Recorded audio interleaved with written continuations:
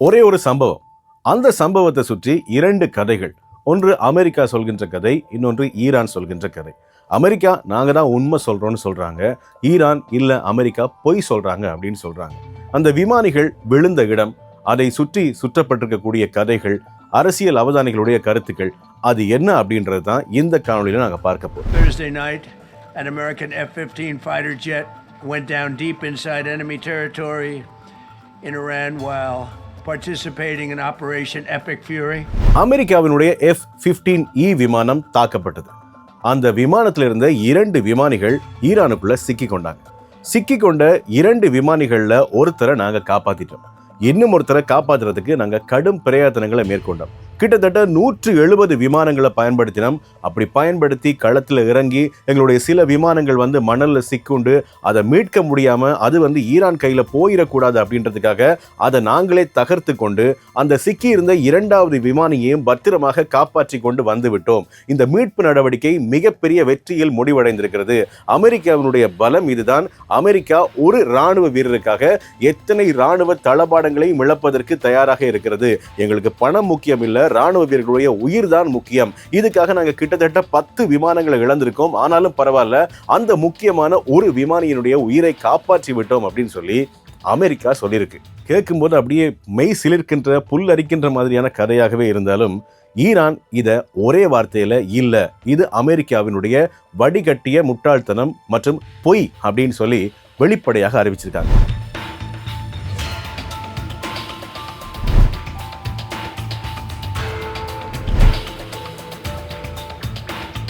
இந்த F-15 விமானத்திலிருந்து இரண்டு விமானிகள் பாராசூட்ல குதிச்சாங்க. அந்த இரண்டு விமானிகள்ல ஒருத்தரை மீட்டாங்க. அதற்கு பிறகு அந்த சிக்கப்பட்ட விமானியை மீட்பதற்காக அமெரிக்கா இவ்வளவு பிரயத்தனங்களை மேற்கொண்டது அப்படின்றதான் அமெரிக்கா தரப்பு கதையா இருக்குது. ஆனா ஈரான் என்ன சொல்றாங்கன்னா, உண்மையிலேயே அப்படி ஒரு விமானி அதற்குள்ள இருந்தாரா?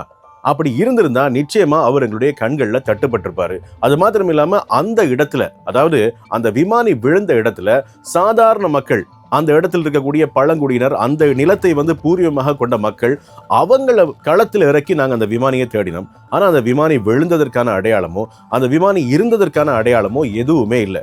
அதுவும் முக்கியமாக இப்படியான ஒரு பரபரப்பான இடத்துல ஒரு விமானி வீழ்ந்தார்னா அவர் நிச்சயமாக எதிரி நாட்டை சிக்கப்படுவார். இவர் எங்களுடைய நாட்டில் சிக்கப்படவே இல்லை. அப்படின்னா அவர் உண்மையிலேயே அங்கே விழுந்திருக்கிறதுக்கான அல்லது அங்கே ஒளிந்திருக்கிறதுக்கான எந்த ஒரு தடயமுமே இல்லை. இந்த கட்டுக்கதையை அமெரிக்கா எதற்காக சொல்லியிருக்கலாம் அப்படின்னு சொல்லி இன்னும் ஒரு காரணத்தையும் ஈரான் அரசு சொல்லியிருக்காங்க.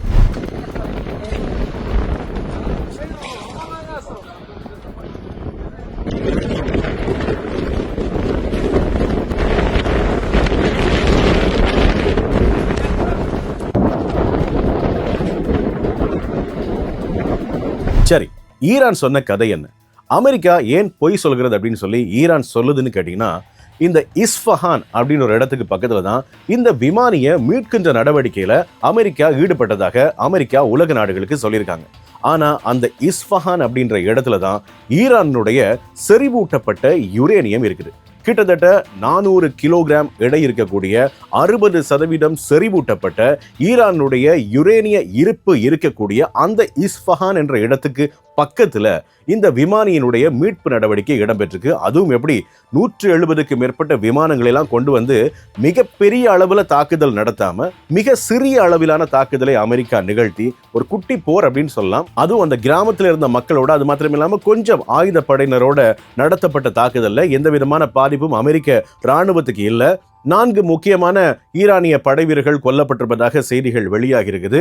அமெரிக்காவினுடைய 10 விமானங்கள், உலங்கு விமானங்கள் உள்ளடங்களாக அழிக்கப்பட்டிருக்கு. இது எல்லாம் அந்த விமானியை காப்பாற்றுறதுக்காக அப்படின்றத எங்களால நம்ப முடியல. ஏன்னா யுரேனியம் செறிவூட்டப்பட்ட இடங்கள்ல அதிகப்படியான தாக்குதல்களை நடத்தக்கூடாது. 170 விமானங்களோட வந்த அமெரிக்கா கடுமையான தாக்குதல்களை நிகழ்த்தாம மிக சர்வசாதாரணமாக அந்த இடத்தை கடந்து போறதுக்கான முக்கியமான காரணம் அங்க இருக்கக்கூடிய யுரேனியத்தினுடைய இருப்பிடம் எது, அல்லது அந்த யுரேனியத்தை திருடி கொள்ள முடியுமா, இதற்கான வாய்ப்புகளை உருவாக்கி கொள்வதற்காகவே அமெரிக்கா இந்த நாடகத்தை அரங்கேற்றி இருக்குது அப்படின்னு சொல்லி ஈரான் ஒரு மிகப்பெரிய குற்றச்சாட்டை அமெரிக்கா மேல முன் வச்சிருக்காங்க. ஆக ட்ரம்பினுடைய முட்டாள்தனமான திட்டம் ஈரானால தோற்கடிக்கப்பட்டிருக்கிறது அப்படின்றதுதான் ஈரானுடைய கருத்தாக இருக்கிறது. ஈஸ்டர் சண்டேக்கு அந்த யுரேனியத்தை கைப்பற்றிட்டோம் அல்லது அந்த யுரேனியம் இருக்கக்கூடிய இடம் எங்களுக்கு தெளிவாக தெரிந்து விட்டது அப்படின்ற செய்தியை ட்ரம்ப் தன்னுடைய சமூக வலைதளத்தில் போட்டு இந்த போர்ல நாங்க தான் வெற்றி பெற்றோம் அப்படின்றத மீண்டும் ஒரு முறை அறிவிக்கிறதுக்கு முயற்சி பண்ணியிருக்காரு. அந்த முயற்சியில தோல்வி அடைந்திருக்கிறது அமெரிக்கா. அவர்களை வெற்றி அடைய விடாமல் தடுத்திருக்கிறது ஈரான் அப்படின்றதுதான் ஈரான் தரப்பு வாதமா இருக்கு.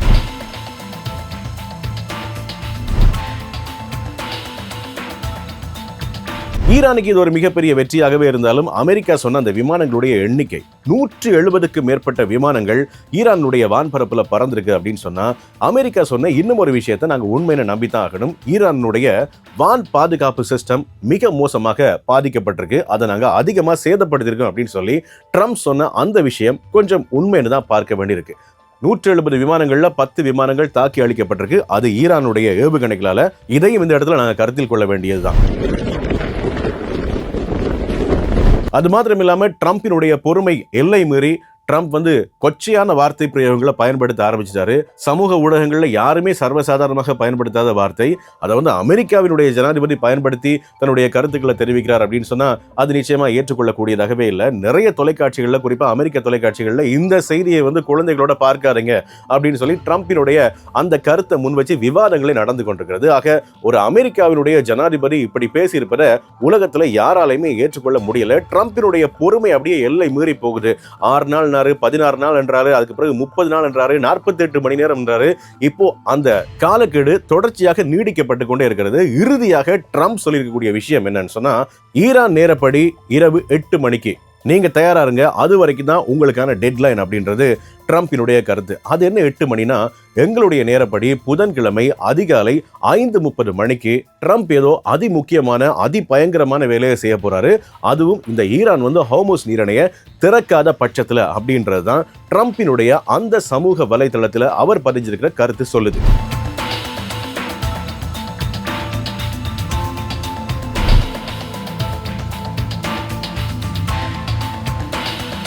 ட்ரம்ப் தந்திருக்கக்கூடிய இந்த நேரத்துக்குள்ள ஈரான் ஹோர்முஸ் நீரிணையை திறக்கலன்னா நிச்சயம் ஈரான் மீது கடுமையான தாக்குதல்கள் நடத்தப்படும். ஈரானுடைய பாலங்கள், ஈரானுடைய எரி உற்பத்தி நிலையங்கள், மின் உற்பத்தி நிலையங்கள், நீர் உற்பத்தி நிலையங்கள் மேல தாக்குதல் நடத்தும் அப்படின்றதான் ட்ரம்பினுடைய கருத்தாக இருக்கிறது, அமெரிக்காவினுடைய கருத்தாக இருக்கிறது. ஆனா இதற்கு ஜிம்பாப்வேயில் இருக்கக்கூடிய ஈரானிய தூதரகம் நேரடியாகவே கொஞ்சம் நக்கலாகவே பதில் சொல்லியிருக்காங்க.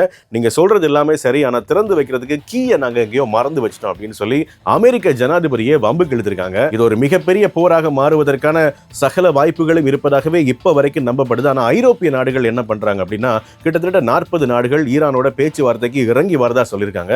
அது மாத்திரம் இல்லாம சில வளைகுடா நாடுகளும் தங்களுடைய ஆதரவை ஈரானுக்கு வழங்குவதாக தெரிவிச்சிருக்காங்க. ஆக போர்ல ஒரு முக்கியமான நிலையை நோக்கி நகர்ந்து கொண்டிருக்காங்க. ஈரானும் அமெரிக்காவும் இஸ்ரேலும். ஈரானுக்கு ஏராளமான நாடுகளுடைய ஆதரவு கிடைக்கிறது.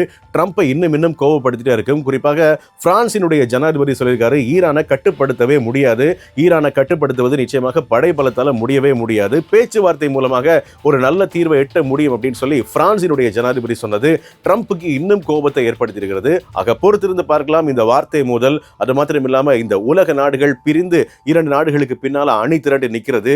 இதெல்லாம் எங்க நம்ம உலகத்தையும் எங்களுடைய பொருளாதாரத்தையும் கொண்டு போய் நிறுத்த போகுதுன்னு.